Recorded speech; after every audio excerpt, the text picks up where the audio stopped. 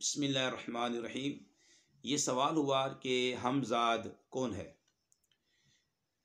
اعلیٰ حضرت کی بارگاہ میں جاتے ہیں۔ اعلیٰ حضرت مولانا شاہ امام احمد رضا خان رحمۃ اللہ تعالیٰ علیہ فتاوی رضویہ جلد 21 صفحہ نمبر 216 تا 217 پر فرماتے ہیں ہمزاد از قسم شیاطین ہے، وہ شیطان کے ہر وقت آدمی کے ساتھ رہتا ہے، وہ مطلقاً کافر ملعون عبدی ہے، سوائے اس کے جو حضور اقدس صلی اللہ علیہ وآلہ وسلم کی بارگاہ میں حاضر تھا، وہ برکت صحبت اقدس سے مسلمان ہو گیا۔